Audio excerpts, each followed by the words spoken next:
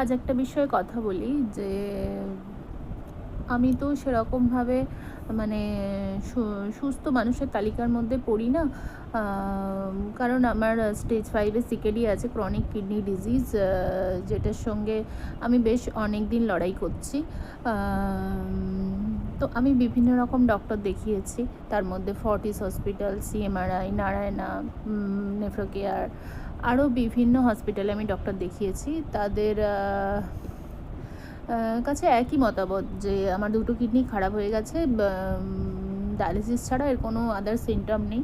তো তুমি হাতে একটা ফিস্টুলা বানিয়ে নাও, ডায়ালিসিসের চ্যানেল, তো সেটা বানিয়ে নিলে পরবর্তীকালে তোমার যখন ডায়ালিসিস শুরু হবে তোমার সেটা সুবিধা হবে। এই হচ্ছে আমার কারেন্ট সিচুয়েশান। তো আমার সেরকম শারীরিক কোনো সমস্যা নেই, আমার শুধু ব্লাড রিপোর্টগুলো খুবই উল্টোপাল্টা।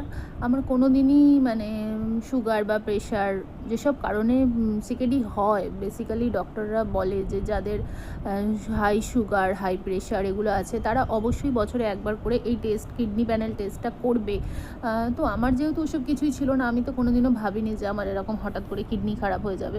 তো তোমাদের যাদেরই সুগার বা প্রেশার আছে তারা অবশ্যই বছরে একবার করে কেএফটি করো, যাতে মানে কোনো কিছু ডিজিজ গ্রো করলে সেটা যাতে একদম ইনিশিয়াল স্টেজেই সেটাকে ধরে কী বলে তার ট্রিটমেন্ট করে নেওয়া যায়। আমার মতো বাজে অবস্থা যেন কারো না হয়। আমি ভীষণ পজিটিভ থাকি, সব সময় থাকার চেষ্টা করি, কারণ আমার 9 বছরের একটা মেয়ে রয়েছে, যার মানে কি বলবো, একটা বাচ্চার কাছে তার মা ছাড়া আর কে হতে পারে বলো। তো আমি কোনোভাবেই নিজেকে অসুস্থ মনে করি না। আমি সব সময় পজিটিভ, যেটা বলতে বলতে কথাটা কেটে গেল, আমি সব সময় পজিটিভ থাকার চেষ্টা করি। পজিটিভ থাকা, রান্না করা, বাড়ি সংসার, বাইরে বেরোনো, সমস্ত কিছু আমি করি। আমাকে দেখলে কেউ বলবে না যে আমি একটা সিকেডি পেশেন্ট। মানে একটা সুস্থ মানুষ যা করে আমি আমার জীবনে সেটাই করার চেষ্টা করি। আমি নিজেকে কোনো দিনও ভাবিনি যে এই আমার দুটো কিডনি খারাপ হয়ে গেছে, আমি যে কোনো সময় মারা যাবো। এটা আমি সত্যিই জানি, আমি যে কোনো সময় আমার জীবনের যবনিকাটা নিভে যাবে। তো সেটা আমার কাছে কোনো ম্যাটার নয়।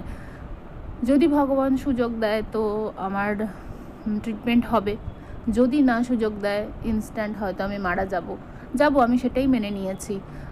সেই আমার দুটো কিডনি খারাপ হয়ে গেছে বলে আমি এখন ঘরে বসে বসে কাঁদবো, বা সমস্ত কাজকর্ম আমার সংসার পাট সব তুলে রেখে আমার কেন এটা হলো বলে আমি হা হুতাশ করবো, এই ধরনের মেন্টালিটিতে আমি কোনোদিনও মানে বড় হইনি।